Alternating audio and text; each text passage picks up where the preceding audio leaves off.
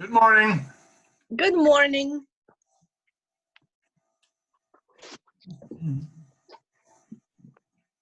Well, okay, I guess not. So do you see the agenda on your screen? Yes, I do. Yes, I do. Perfect. My apologies, I have to eat breakfast before 10 o'clock. Absolutely. So you get to watch me eat, I apologize. Oh, no problem. You got my text, right, regarding Russ? I answered your text as well. Oh, you did? Oh, yes. The question really is, did you get my text? Yes, I did. I just realized, sorry. That's okay. You have enough problems. Oh, good God, yes. Mm-hmm. Fantastic. Well, it's a good thing that Russ is going to be on. Yes, yeah. The meeting. I'm glad we reached out. So. Yes, Russ will have to run the meeting. Yes, yeah, I did talk to him about that too. So as people come on, if you can kind of mark them off to make sure to and kind of see, start adding it up numbers. Mm-hmm. Who is there? Well, I will do my best.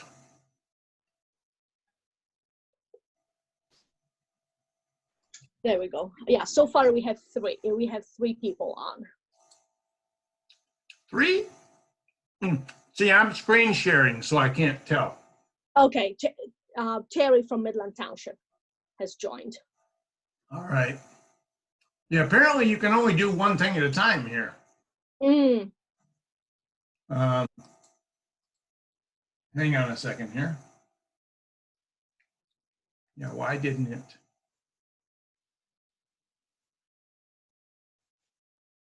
Oh, there's Thor joining in right now.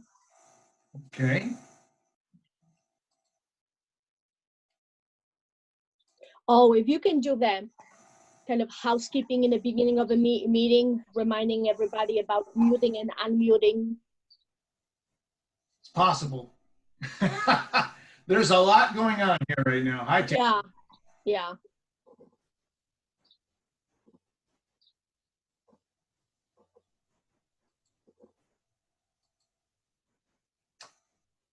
Okay, I just want to see what everybody else is seeing here.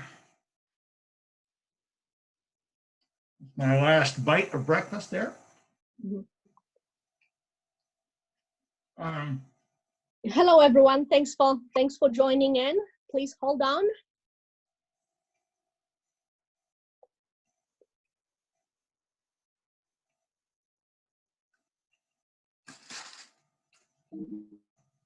okay.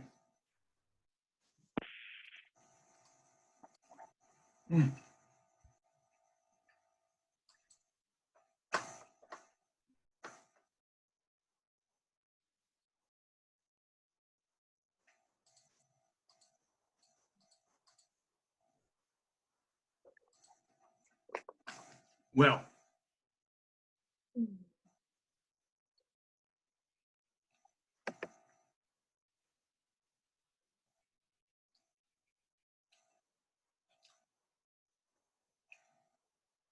we have 1, 2, 3 voting members on.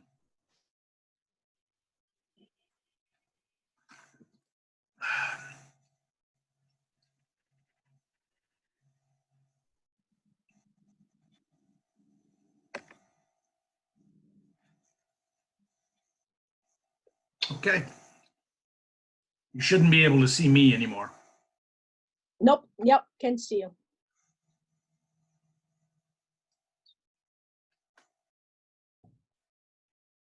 Oh, Jonathan is on. Jonathan, thanks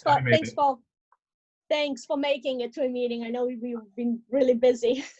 I know. No, I was planning on it. It's just I had another meeting this morning and I was trying to get back on time and I made it. Oh, thanks. We really appreciate it. I just got to find my agenda here now. It's actually right. Brian has it shown. Is sharing his screen and agenda is right in front. All right. I got to figure out something to get that to show. Oh, okay. All right. Just let me click on a few buttons and Every time, it's funny, these Zoom meetings, every time you go to one, it's set up differently. Mm-hmm. So, We've tried to set this up as cleanly as we can so that all you have to do is look at the screen to see where we're at and not have to worry about the faces that you're seeing very Right. small. I got it to show now. It's just I had something blocking it. So, Oh, good. yep, it's there. All right. So we've got Chuck, Dave, Jonathan, and Terry. 4. That's 4. We need a few Well, more than there's that. more. Let's see here. There's more. Oh, really? Oh, yeah. Yeah. Well, voting members. Yeah, Mike Wood right there. Okay. Yeah, I can share the screen or I can count members. I can't do both, apparently. Both. Oh, I see. I don't know why that is. This is not a situation we've been in before, so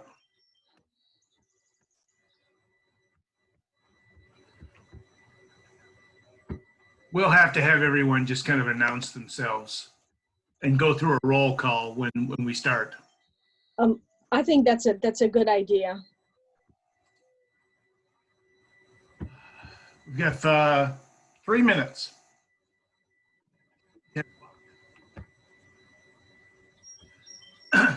If everyone could get familiar with the way to mute themselves and unmute themselves, that would be helpful. I think that I can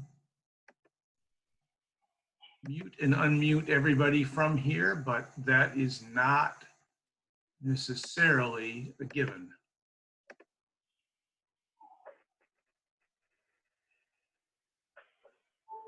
Morning, Karen. Morning. Oh, there's Brad. Good morning, Brad. Oh, he's not connected yet.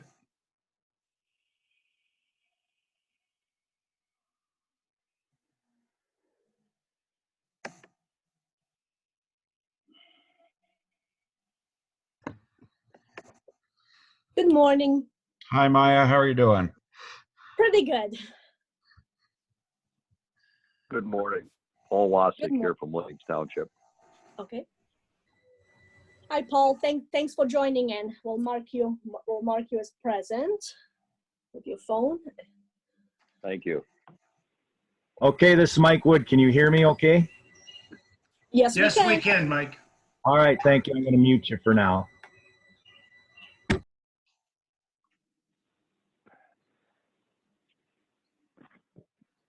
Also, if you want to see what Sanford Lake looks like, that's over my shoulder. Oh, Oh, boy. I drove by there a few days ago. Oh my gosh, it's just awful.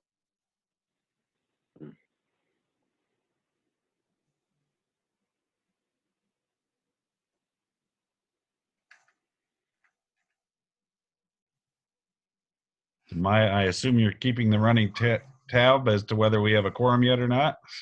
Just counting everybody up. We're both trying to kind of keep an eye on it here. We'll probably have to do a roll call when we start, though, just to be certain.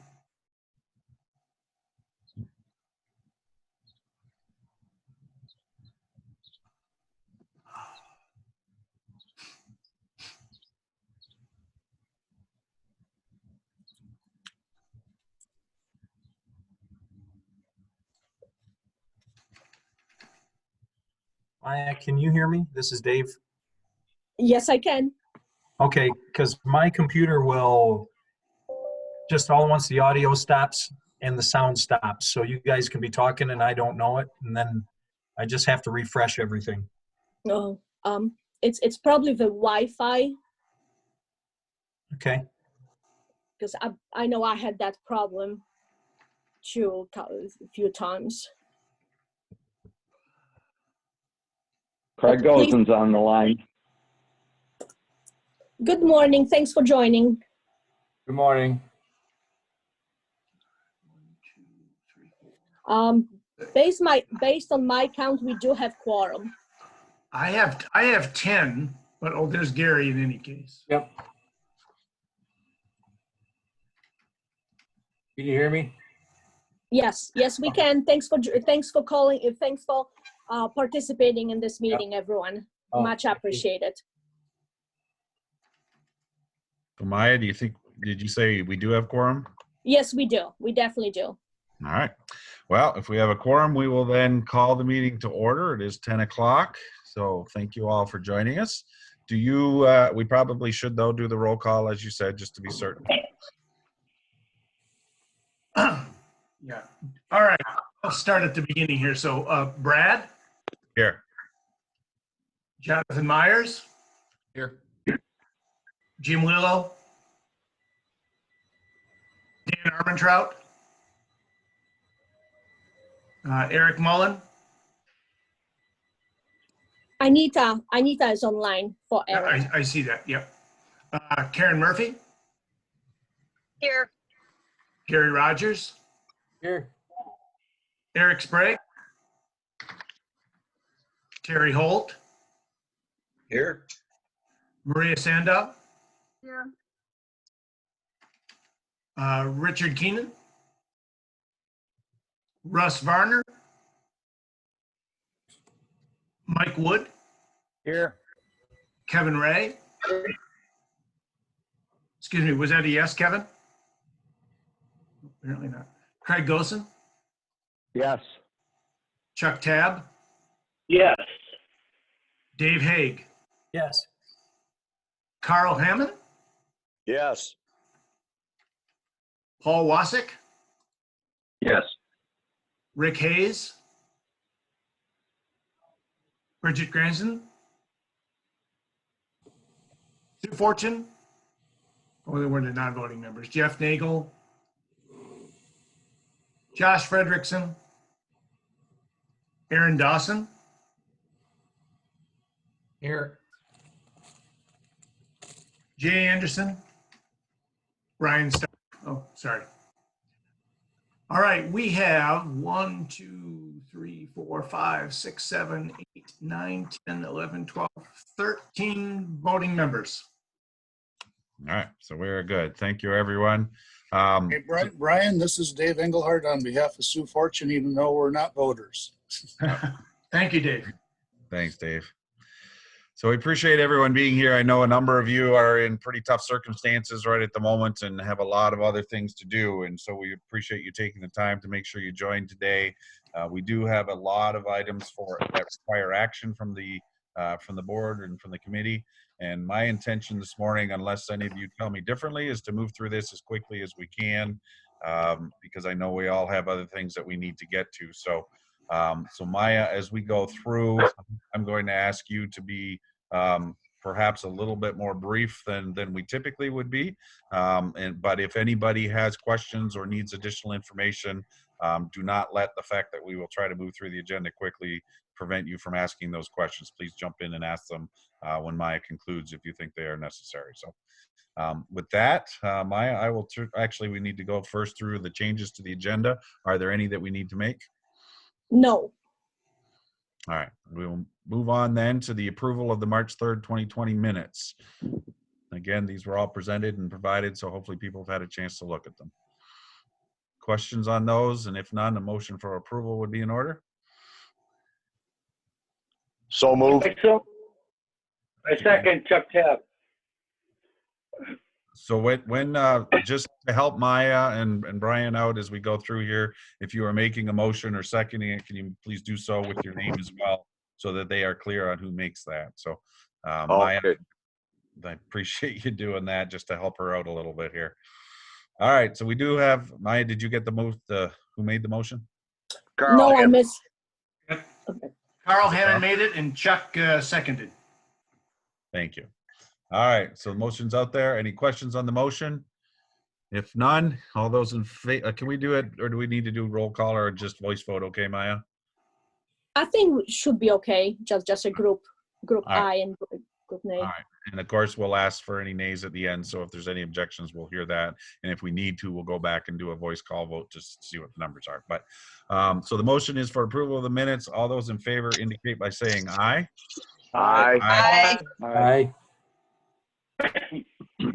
And are there any nays? All right, those are approved. We will move on then to the report of the officers. Do we have any legislative update today? Just very quickly, the FAST Act is set to expire end of the fiscal year, end of September. There's no news yet from the federal government as to the replacement of the extension. Okay, short and sweet. And how about from Mdot? Do we have anyone on the line that's providing an Mdot update? The only thing I have is that Jay Rifle gave me some flood damage work update, and I'm just reading this. Scour protection job that is being suspended will most likely be reintroduced in 2021. Kim Hill provided an update regarding the US Highway 10 at Sanford Lake. It's open to traffic. The open to traffic dates, worst case scenario will be as follows. Westbound crossover will be open to traffic June 4th at 4 p.m. But they anticipate it to be sooner. The westbound US 10 will be open to traffic June 18th at 4 p.m. Westbound crossover removal will be June 26th of 2020. Fisher Contracting was a low bidder at $1.78 million. There were 3 additional bidders awarded as emergency contract. Bids were submitted on Friday and work started on Saturday. Damage to the eastbound bridge was pretty minimal. Damage to westbound bridge was extensive, as it looks to have taken the brunt of the force of the floodwater and debris. Constructing crossovers to move westbound traffic onto the eastbound bridge roadbed while they repair the westbound bridge. Two-way traffic on the eastbound bridge is separated by a concrete barrier wall, and the speed limit will be reduced to 40 miles per hour. The second project that's listed as M30, the damage, the M30 Causeway at Wixom Lake is completely gone. 30 at Tittabawassee River, just downstream of Wixom Lake, is severely damaged and will probably need to be demolished. And those are the updates for the day. As far as planning updates go, I'm sure you're familiar with Bill 518 and 519, where they're talking about swapping federal funds for state funding. That's going to the House Transportation Committee, then the Ways and Means, and then to the full House of Representatives. So it's being negotiated right now. So it's just going to the House Transportation Committee. I think it's this week.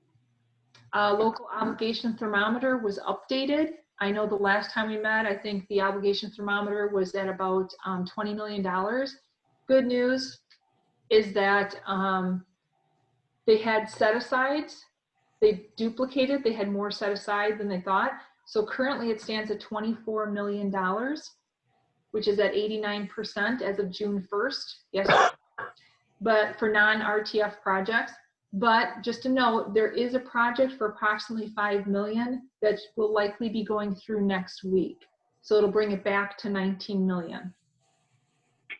And that is it for my updates. All right, thank you. I know it's not typically the reports of the officers, but certainly the transportation infrastructure across the county in particular has been heavily damaged. And Anita, thank you for the updates on the Mdot roads. It might be appropriate though for any of you, or Jonathan maybe from the Road Commission, if you had any additional updates that this group probably would want to hear. I'm going to ask for your indulgences to allow for those reports right now, if that's okay. So Jonathan, do you have anything you'd like to add? Yeah, I was going to make it short and just say that we were running around the county closing roads and making temporary fixes all over the place. Just briefly, the biggest issues we had, of course, the biggest damage locations were at the Curtis Road Bridge. Completely wiped out the approaches. We're still analyzing the bridge, and we don't know if that's going to be able to be saved or not. That decision will hopefully be made in a few weeks.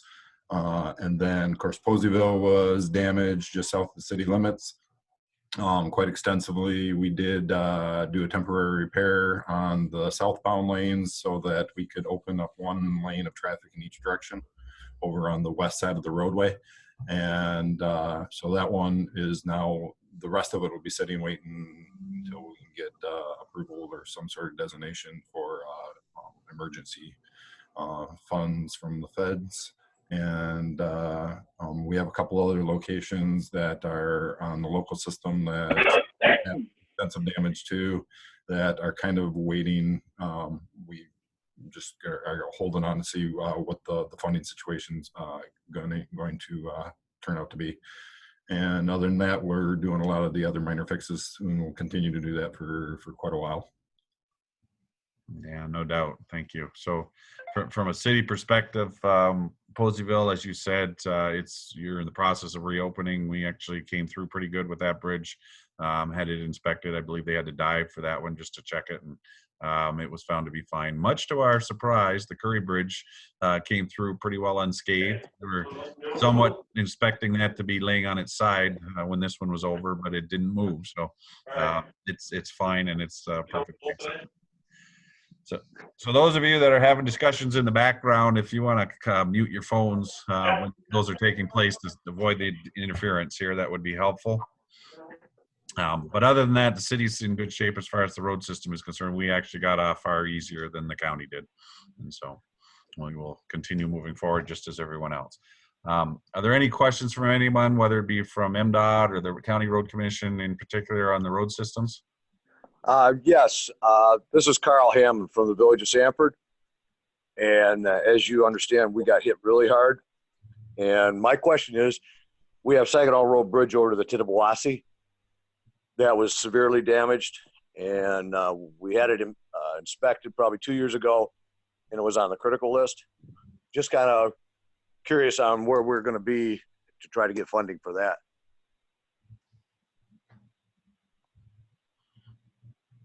Carl, this is John. That one will probably, since that is a primary route through town, that one will be, you guys will have to be applying for FHWA money. Okay. I think Russ has been in contact with the village about that. But those initial submittals for that are this week. So it's just a rough estimate for replacing, or worst case scenario on what repairs have to be done. Well, we've been applying for federal grants for the last couple of years, and Terry Palmer, when he was there, we had some numbers together about it. I'm just curious because we knew that we had to replace that within the next 5 years. But in the condition of the village right now, the village isn't going to have any money.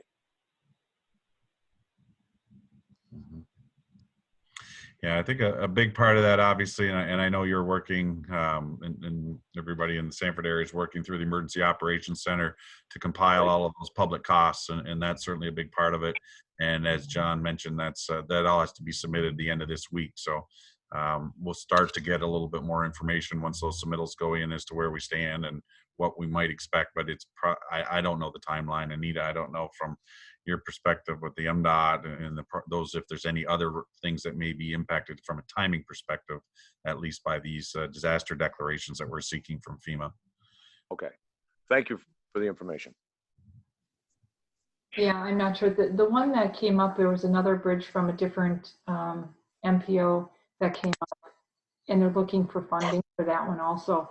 One of the things is there's HIP funding. I don't know if that's helpful or not. It's additional money that can be used. It's as flexible as STU funding, where, but it can only be used on construction. And in 2018, HIP funding came through. That was divided up to all the MPOs. The 19 was applied as a bridge bundling. They selected them through the local bridge program. But there was also a 20 HIP funding that came in. And those projects have to be obligated by September 30th of 23. So I know everything else has been programmed prior, but this 20 funding, maybe that's an option for something. I don't think that's been programmed yet. It hasn't, but it's only $68,000, so it doesn't do anything for the bridge. Gotcha. I would think the emergency funding through FHWA. That's all I have right now that I can think of. Okay, thank you very much for the information. Yeah, thank you. All right. Any other questions before we move on? Okay, hearing none, we will move then into the agency reports, and Maya will start off with the administrative report for Matt. Yes. So Matt's bank balance is standing at about $40,000. The fiscal year 2020 second quarter billings have been sent to Mdot, and reimbursements have been received for that quarter. The insurance questionnaires have been filled and submitted. We have to do that annually. Same with DBE forms. They have been also filled and submitted.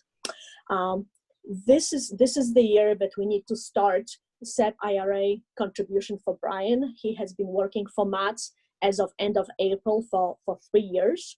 So per the policies and guidelines, he needs to be provided with a SEP IRA.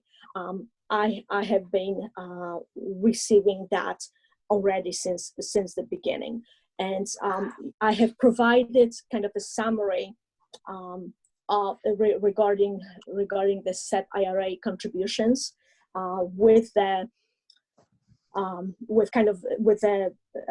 rules and the current situation and the questions that kind of the policy that needs to be set up with the questions that need to be answered. So what needs to happen is the SEP contribution rate has to be set for MATS, and then employees will be receiving the appropriate levels of contributions based on the wages, based on the W-2 wages. Based on the contributions that I'm receiving, the current contribution rate is 11.85%. Just to give you an idea, and based on if that rate was used, Brian would be receiving just under $6,000 in SEP contribution if that rate was used. Obviously, it's up to the policy to set whatever rate you wish. And in green, we basically have the three questions that need to be set and resolved and set as a policy for MATS going forward.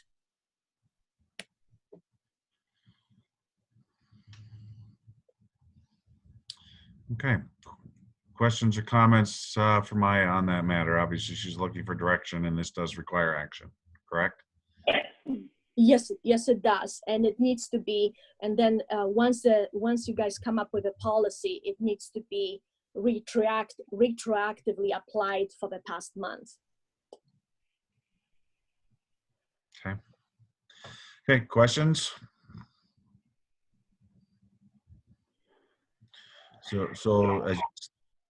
Sorry, go ahead. Must have just been phone noise. All right, so as you'll see on your screens, there are some questions in terms of first, what is the rate that we should set? And then whether or not we're looking at annual adjustments to that. And then I'm just trying to read the last one. Is that just a question of when the timing of that is, Maya? Yes, because obviously our W-2s change each year. So each year that the dollar amount is going to change, even if the rate is set the same. The question is also whether you want to be adjusting the rate each year, or whether you want to set one rate and keep it for the foreseeable future. So there are like three components to it, basically. Okay, so this is a contractual requirement.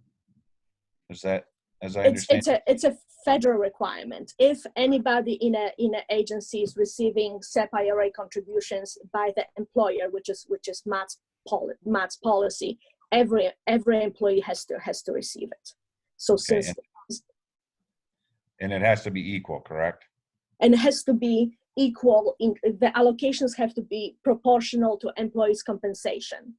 Right. So for the instance, dollar amount is not going to be the same, but the percent contribution rate has to be the same.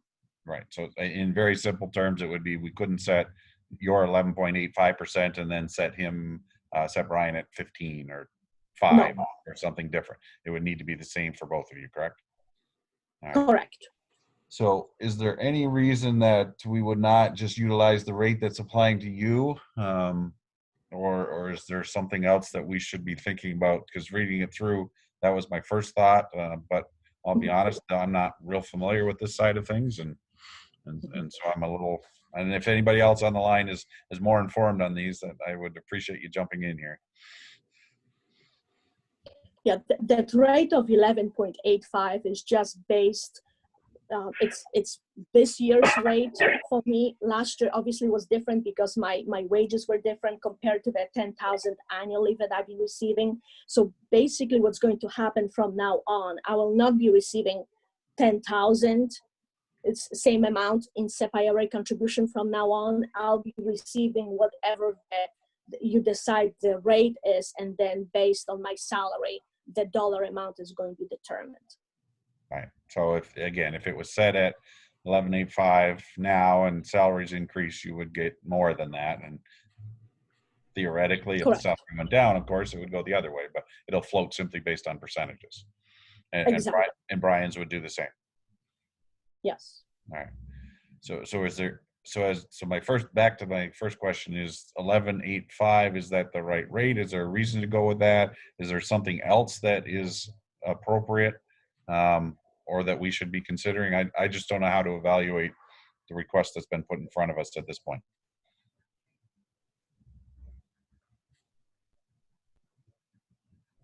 Where did the 11.85 come from? 11.85 is based on the 10,000 annually that has been decided that I would be receiving, and that was set up when I started working for MATS 6+ years ago, and that hasn't changed since. So at that point in 2013, the policy board decision was that the $10,000 was the right amount as a kind of a retirement contribution provided by the employer. Okay, so in other words, it's 11%. This 11.85 would figure out to be 11.85% of your gross income from your salary. Yes. Okay, I got it. So there's no magic to it other than we simply backed into that number based upon the starting number of what we agreed to contribute to you, correct? Yes. All right. Got it. And the only thing I would ask, there would be a round number. there'll be made to make it simple for the accounting people. Well, why don't we go something simple like 10% and make it simple? Well, 10% would be simple. I would actually, that would cut back on what we are paying to Maya. If we were going to adjust and round it up, I would actually say we go up to 12, which is going to be pretty close to what she's getting now. It'll be a negligible change, but that probably would be more accurate in terms of the commitment we've made to Maya previously, and then that could extend to Brian. I agree. I agree with that. Yeah, I do too. I'm good with that. I'm willing to make it. Yep. Brad, this is Mike Wood. I'd make that motion to set it at 12%. All right. Thanks, Mike. Second it. And one more thing is, should that adjustment to the dollar amount based on a percent be made when the W-2s come out each year, or should that be made at the beginning of a fiscal year based on the previous year's W-2s? Because we need to have one time annually, we need to make those adjustments. It's a question of when the policy would like those adjustments to be made. What is it now? Question was, when do we do it now, Maya? Well, now, see, up until now, there was no issue because I was the only employee eligible for the SEP IRA. So there was just $10,000 throughout. So there were no adjustments being made. There was a set amount each month based on that $10,000. But with Brian coming on board as an eligible employee for the SEP IRA, we need to change it a little bit. It needs to be now adjusted annually. Brad, this Mike Wood again. I'd like to add to my motion that we do it at the end of the financial year, because if there's any adjustments made in salary, it'll catch them. So the end of the financial year would be beginning of our fiscal year, or when the W-2s come out? The end of whatever year, whatever fiscal or whatever. You said either the beginning or the end. So it'd be at the end. I may not have worded it correctly. Okay, so October 1st each year, So I think, right? Maya, what Mike's getting at though is when do we make salary adjustments? Oh, we usually make them beginning of a fiscal year, so October 1st. Okay, so that would make sense then. That would make sense, yes. All right. So You create a reconciling issue whenever you have a difference between the calendar and the fiscal. The only differential I would like to mention, we do make salary adjustments October 1st. However, the SEP IRA is going to be based on the W-2s that are slightly behind, right? Because this will be based on official W-2s that come out sometime in February. Just to make it, because then we have a very, very official document what the W-2s, what the dollar amount on the W-2s is.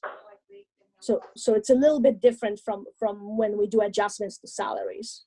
So just to cut through here, Maya, so when is it most advantage and easiest for the organization? Is it the W-2 timing of February 1st or the fiscal year of October 1? Or does it matter really at the end of the day? It really doesn't it really doesn't matter that much. Those two dates are probably the best. Either October, make that adjustment. I'm not asking for either. I'm asking for which one is best, so that, because I think the committee is looking for guidance right now, and so we need which one is the better one to go with. Okay, I would then say when the W-2s come out, because when the W-2s come out, we can make the SEP IRA adjustment that is immediately and be done with it and tie it to that. Because it's already tied to W-2s anyway, the SEP IRAs. All right. I'm sorry, I'm on it. So Mike, are you comfortable then making it the February 1st then instead of October 1? Yes, I am. My motion is 12% at the February adjustment period. Okay. And do we have support for that? That one doesn't have one. So Maya, the 12%, I'm sorry, I don't have a dog in this. Fireplace is still hooked up. That's shut off. But there and there. But what I was getting at is the W-2 is based on a calendar year, correct? Yes. Apply the 12% as a one-time. They see the W-2 and they apply it, and then you just get it kind of like a bonus. It just kind of happens one time. It's not like a monthly prorated piece, is it? No, it's a monthly. We do it as a monthly prorated fee. Oh. Yeah. So it's whatever your salary is at the time of that month, they do the 12%. For all the roads that are destroyed that we're supposed to fix. Okay, guys, I'm going to interrupt here. I'm sorry. We're having a lot of conversations on the side coming back. So again, if you're there and you're not talking, if you can mute your phones, it would help. Yeah, if they're do they just do it off of whatever your pay stub is, 12% right off the bat, regardless of when you get your increase or not? It would be based on the W-2s that come out in February, and based on the salary amounts within the W-2s, that percentage would be calculated, and that amount would be applicable for the entire next year up until the next February. Oh, gotcha. And then when the next W-2s come out, then the dollar amount would be adjusted. It would be calculated again. It's a one-time calculation, and then that dollar amount gets distributed on a monthly basis. Yes. Gotcha. Can I make a comment? This is Chuck Tabb. Yeah, go ahead. The fiscal year, the calendar year for your W-2 is going to end on 12/31. So you shouldn't make it a February date. You need to make it an end of the year, either 12/31. Yeah, 12/31 is the calendar earnings as of 12/31 are the measurement point for these things and the implementation point from a W-2 perspective. So it shouldn't make it a February thing. You should make it the end of the year. You may not see that number till February. Does that make sense? The problem is at the end of a calendar year, we don't know exactly what the W-2's earnings are because it's not just a salary. There's few other things that go into it. It's also our bonuses and I think there's some other thing. So my recommendation was to utilize the W-2 numbers because that number that's calculated and it's an official number doesn't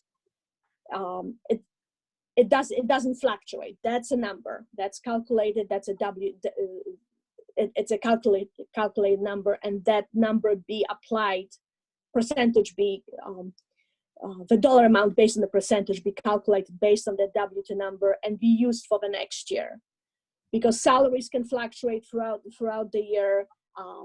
The bonuses, all that, it kind of fluctuates. So using that one number would I think would be helpful. So I think at the end of the day, the W-2 is a very clear number. If this is essentially a contractual arrangement we're making between yourselves and Brian and the policy committee, there's something on which it is clearly based rather than going December 31st or January 1, whatever we say, okay, we think it's this.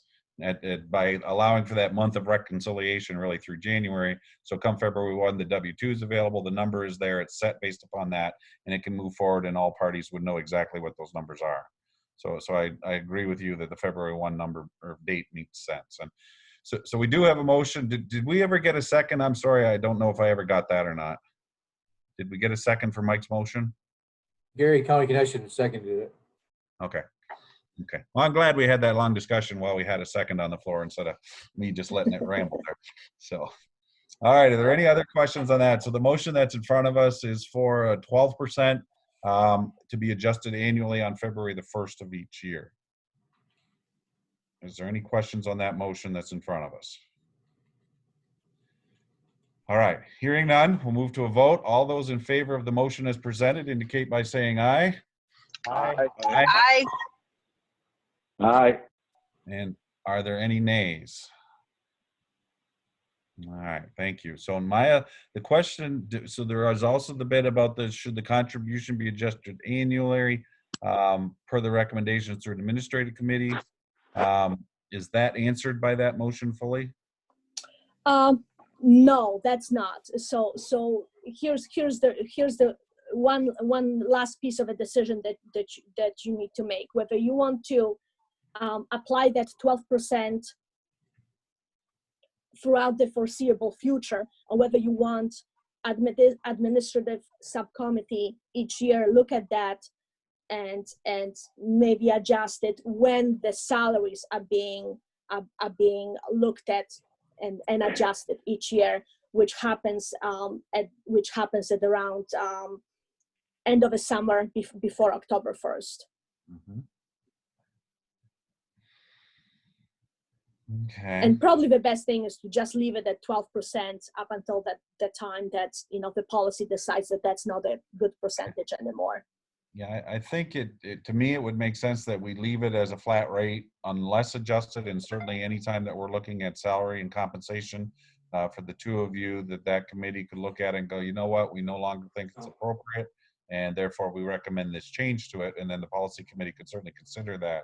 So I don't think it would be precluded from review in any given year, but I think aside from there being a reason to change it, I think it would, again, it's going to float with salary, so it would make sense to have it in place permanently unless it changes, obviously, by amendment. Does anybody else on the policy committee think differently? All right, so I think we're good on that. All right, well, thank you. That was a much longer discussion than I thought it was going to be, but it was a little more complicated task than I thought it was as well. So thank you all. Brad, do we need a motion to set that at a set rate or not? I think it is set. At this point, you've got a 12% recommendation, so that's already in place. I don't think we need a motion to say what we just did again. Okay, thank you. I think we're comfortable. All right, so we will then move on to the work task update, item 5B. All right, I'm going to make it really short. We've been working on a lot of things, and you can see from the unfinished and new business items, and the conference is moved to next year. So we'll start working on it in a few months again. And we've been also working on various tasks. We have a lot of action items based on all that work that we have done over the last couple of months. All right, thank you. So again, you guys stop me if I'm going too quickly, but I'm going to move right along then to item number 6A under unfinished new business, dealing with the master agreement. Yes. Every 3 years, there needs to be a new master agreement signed between Mdot and MATS, and this is the time. It's kind of a very standard language that we've done several times before. Very minute changes. The Mdot legal team basically clarified couple of spots of agreement, clarified some language, but very minor changes. So this master agreement needs to be approved by you, and also the certified resolution regarding master agreement needs to be approved by you. That certified resolution allows me to sign the master agreement and send it back to Mdot. So what you would be looking for then is a motion in the form of the resolution as presented in the package, correct? Yes. All right. And from Matt's perspective, you've reviewed this. Was there anything in terms of those, as you say, minor changes that should cause us any concern? No. Okay. Questions of the committee?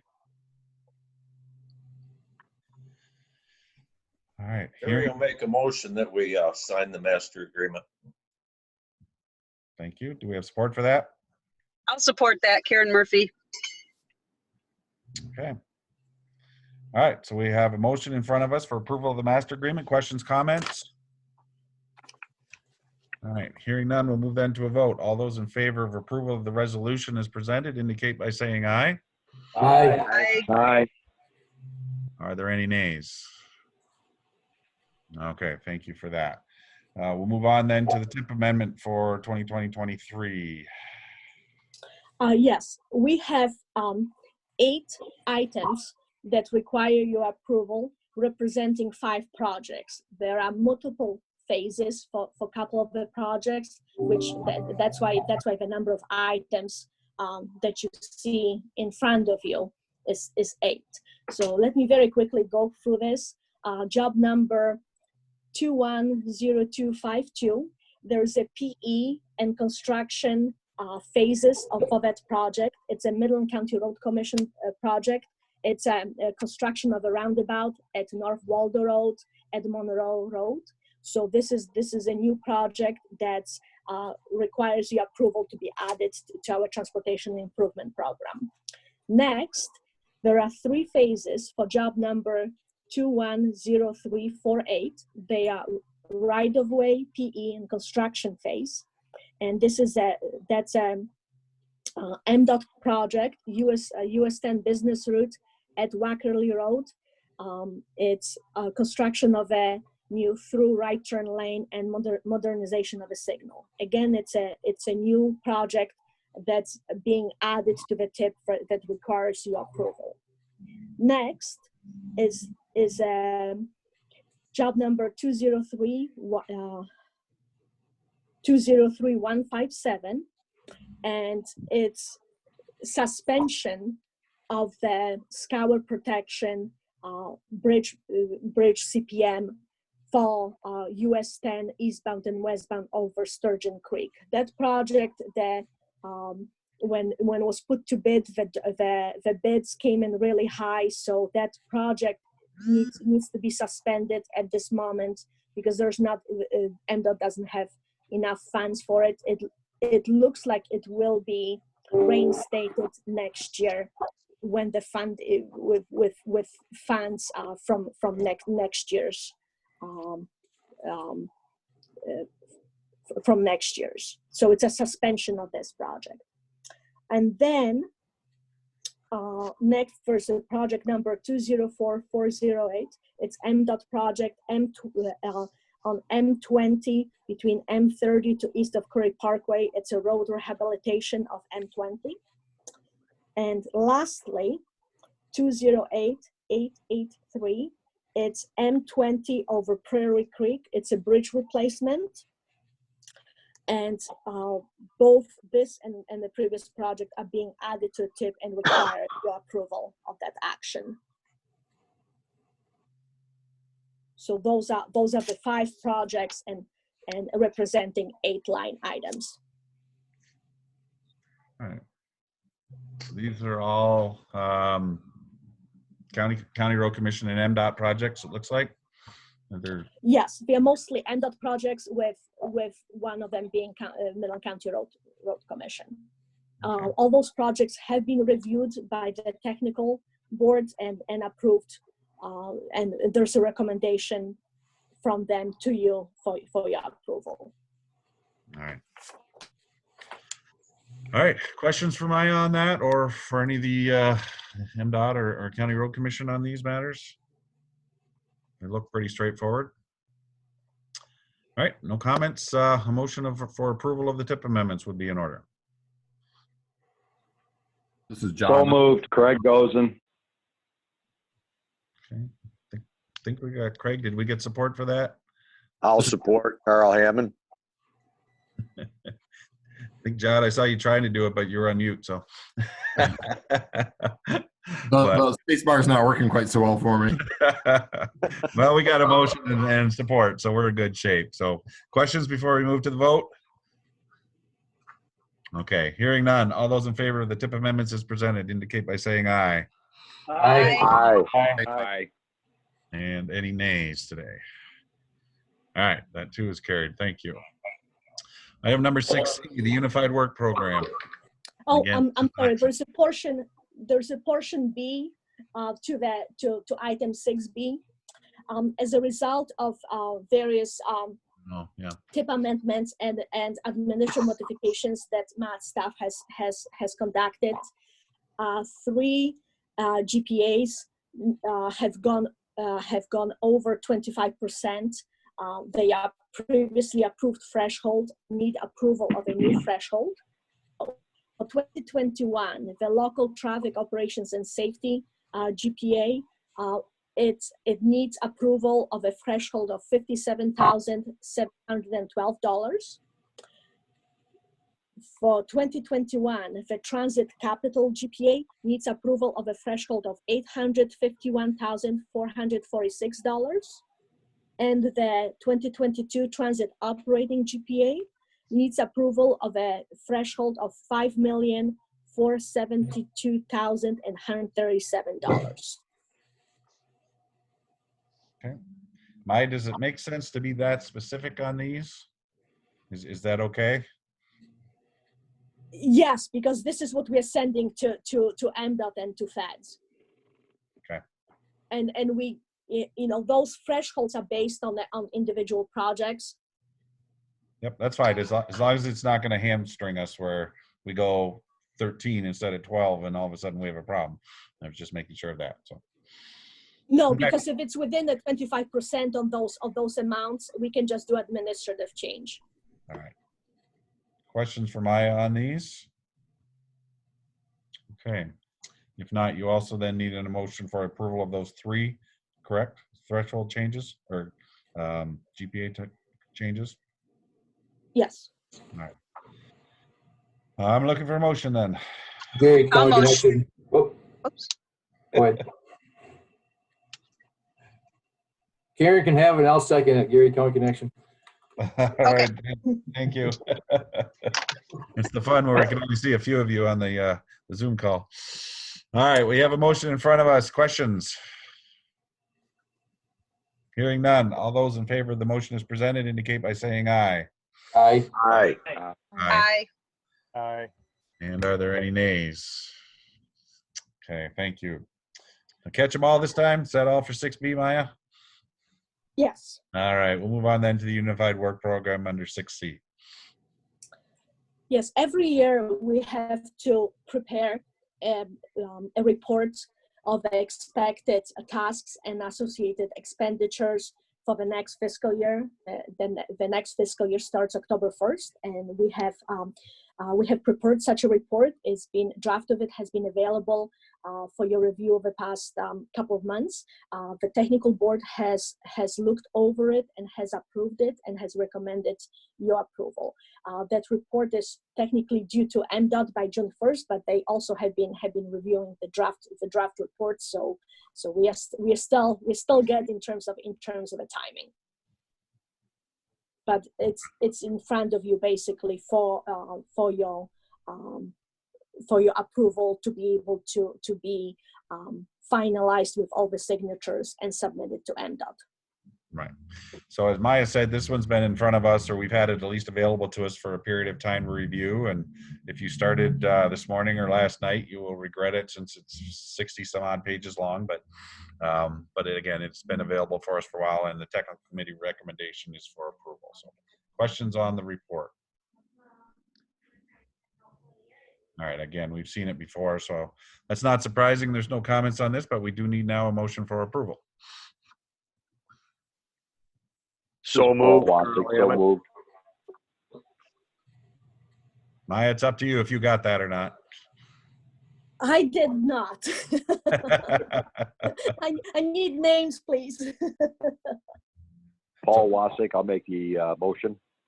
All right, Paul, in support, do we have one? Mike Wood, support. Thanks, Mike. All right, so Paul and Mike will move for approval of the Unified Work Program. Final chance for questions.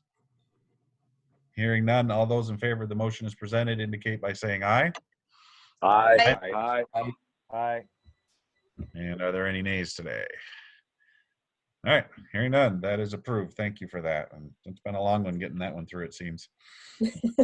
I know there's a lot of work goes into that one, Maya, so thank you and Brian for that. Absolutely. So 6D, the socioeconomic data. Yes, we have started working on our long-range plan. An update of that is due in 2022, and the first portion of it is the travel demand model that SUDA has been working on. The base year, which is 2017 population and occupied household data, and as well as employment data, has been reviewed by Mdot staff in cooperation with some of the larger municipalities. We have reviewed all the data. We have provided corrections, looked and what you have in front of you, or what was provided to you, were the summaries for each jurisdictions and the summaries for entire Mdot region. We believe that the numbers make sense and look good. And what we are looking for is your approval of the data so that SUDA can apply those numbers and can start calibrating the model. And I'm sorry, Maya, if I missed it. So it's the census data is obviously just the data, and whether we approve it or not, it's still the data. The estimates come from who again? So those are the 2017 estimates. So they are partially based on the census data and partially based on various data sources that SUDA purchases and applies, and applies that data together with the census data to come up with a 2017 data set. So it's kind of a conglomeration of various things, and which then need to be reviewed and somewhat corrected. For example, we went through all the employers with 10 or more employees within Mdot's area and made sure that they were located in the right spot with the right amount of employees. So it's kind of a lot of work to get to that data, and it's not just pulling the data out of the census, because census is basically 2010 data. We needed the 2017 data. All right. So we're not so much saying that this is truly the data. We're just kind of approving it for forwarding on, correct? Because obviously there's a lot of assumptions and sort of best guesses in a lot of cases, some of this data. But we're really looking at it to say, does it make sense? Does it seem right? And then we're passing it on, not saying, yep, it's exactly 2176, whatever the number might be, that kind of thing, correct? That's correct. All right. Questions for Maya on the data then and the purpose of our approval of an action? Okay, hearing none, do we have a motion then? So the form of the motion is exactly what are you looking for now, Maya? Just approval to forward it or approval to include it? What form is that motion should it be? It's an approval of the data for Matt's region so that SUDA can use it for the modeling purposes. All right. So did y'all get that? Somebody want to make that a motion? This is Paul Wasik. I'll make that motion also. All right, thanks, Paul. Do we have support? This is John. I'll second. Thanks, John. All right, questions on that? All right. Hearing none, all those in favor of the motion presented indicate by saying aye. Aye. Aye. And opposed are, if any. Okay, that too is carried. All right, we're making good progress. On to item number 6C, the state of good repair targets. Yes. What you have received in your packets for the meeting were the state of good report targets for calendar year 2020. We always kind of have them late because we need to wait for the Mdot state of good report targets for the rural transit agencies, and only once they prepare that, we combine that with the targets for our urban agency and come up with the targets for the entire MATS area. So what you have are the new targets for the rolling stock, infrastructure, equipment, and facilities, and they are very similar to the last year's target. The only difference is that for the rolling stock, instead of a 10% that we had last year, we have 5% now.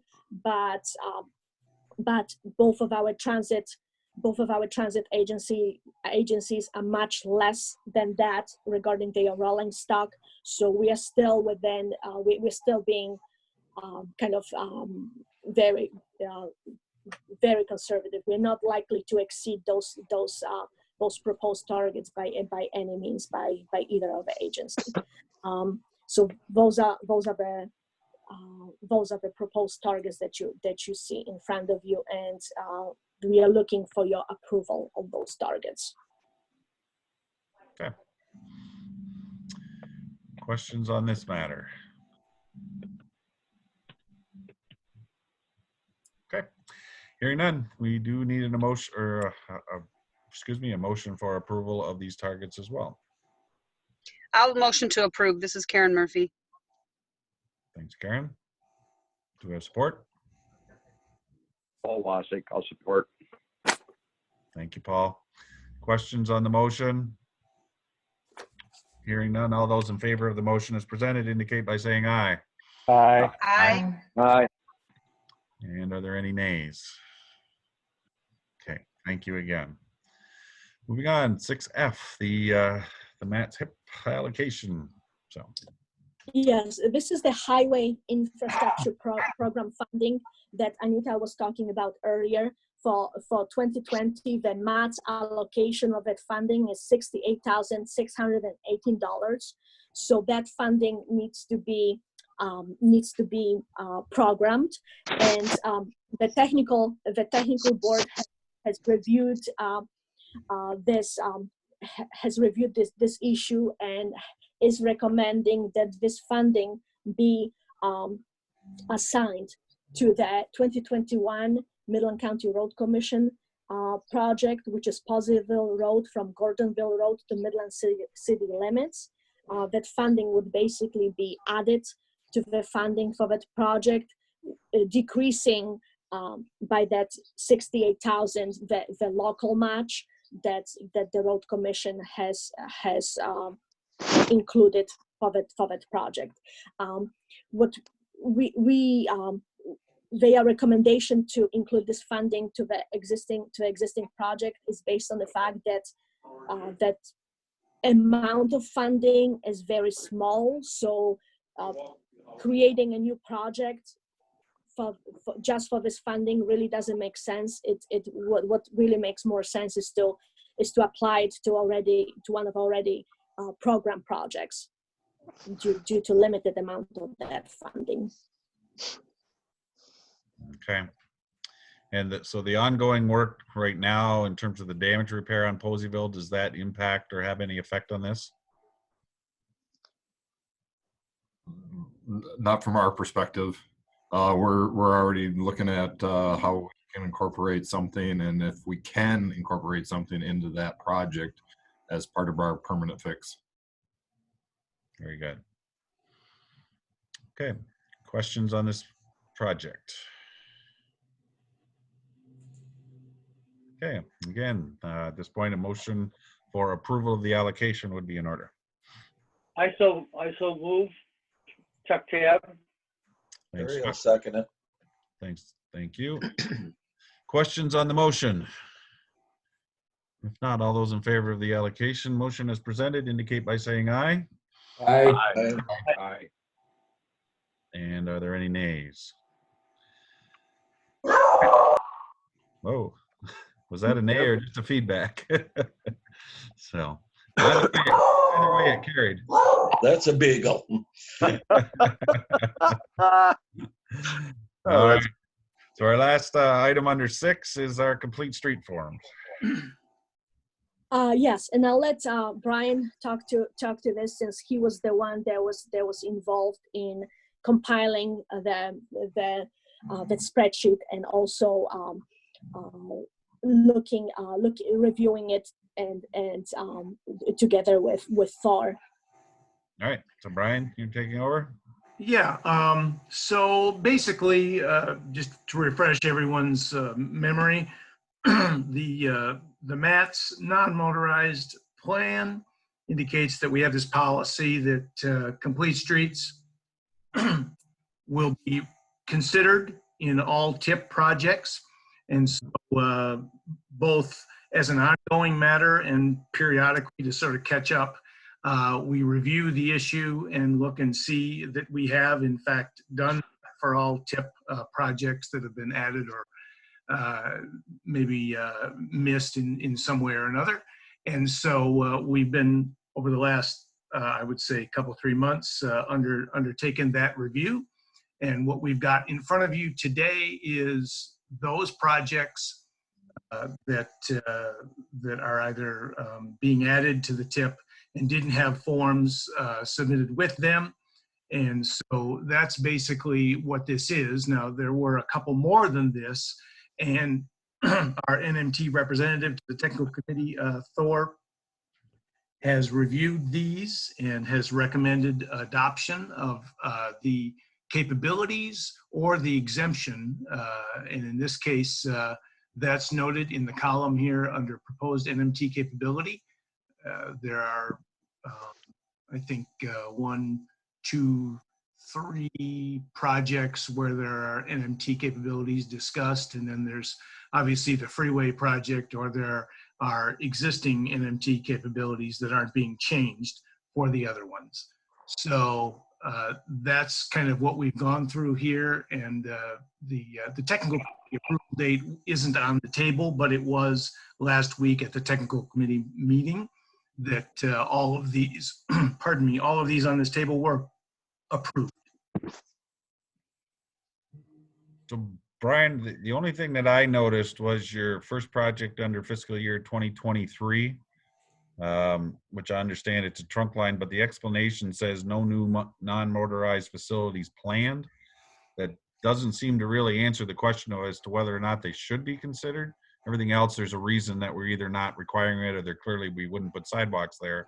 That one seems to be more an avoidance statement than we analyzed it and really determined it wasn't needed.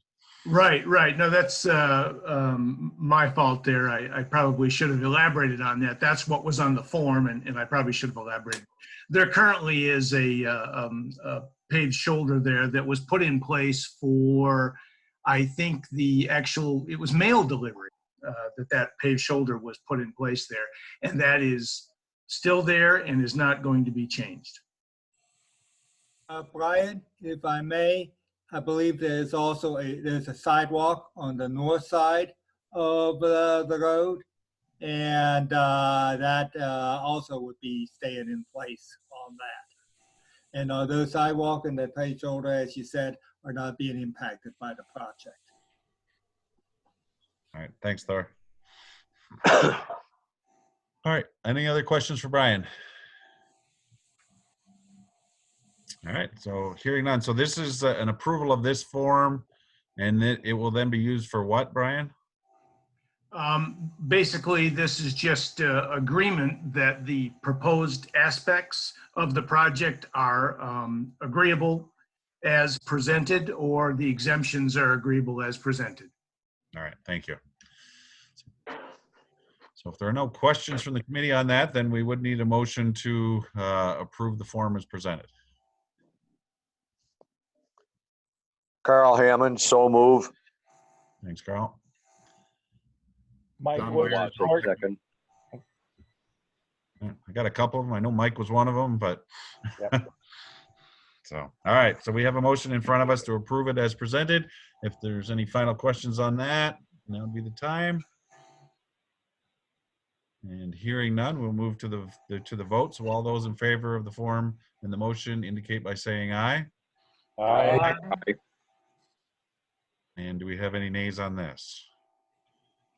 All right, thank you. That is approved, and thank you all. It was a lot of action items today, so appreciate you working through those with us. We'll move then to public comments. Do we have anybody on the line that would like to add public comments?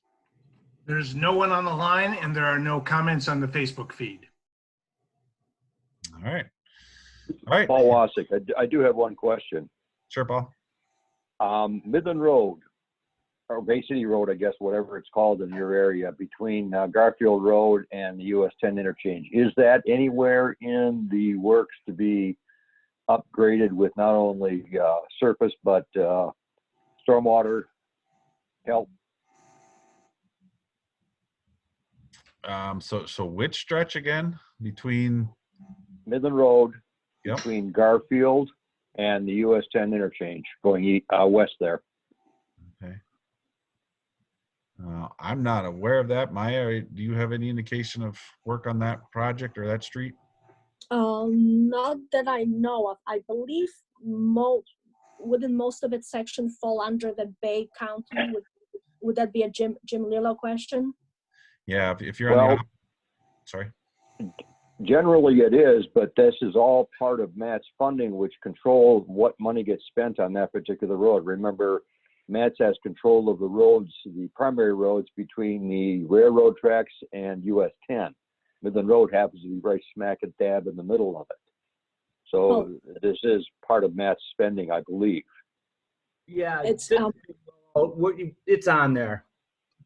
We've got 22 or 23. There's a section, and we've got another section planned for 22, and then we got a section planned for 23. Yeah, that road sucks. Thank you.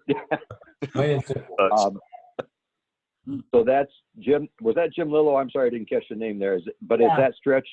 Oh, okay. So that is westerly from Garfield, correct? No, we're starting at the other end. We're starting at the Midland end, coming toward you. So it's 2022 and 2023, correct? Yes. Great, thank you. Thanks, Paul, John. what I can do is I can look up those projects and send you details of the extent of those projects and the years. That'd be great, Maya. Thank you. Absolutely. Yeah, the one is Matt's. The other one will be our costs exclusively. So it won't show up on the Matt's list. I mean, it will once I program, or, you know, I'll have to put it on the tip, but it's not going to show up in yours right now, Maya, until I put it in there. Oh, okay. Is that something that you'll be submitting shortly? This is for 23. 23, okay. Is that rural funding? No, it's our funding. We It's can't get any, ours. it's out of our MTF. Wholly. Okay, so it's fully locally funded. So it doesn't necessarily have to be on the tip. So maybe if you can just provide details of that project to Paul. Oh, okay. I thought because we were doing work in there. All right, that's fine. One less thing I got to do. I like it. All right. Thank you. All right. Any other questions from the group today? All right. Hearing none, we are on to item number 8, the adjournment. So thank you all again for your time. I know that a lot of you are very busy. We certainly appreciate you taking the time to do this. And I know on behalf of Maya and Brian, they needed to get these things through today. So again, we appreciate all the time for that. So we stand adjourned, I guess. 11:07. Not too bad. We almost made it in an hour. Thank you. All right, Thanks for your participation. Thanks everyone. Thank you, everyone. Nice job, Brad.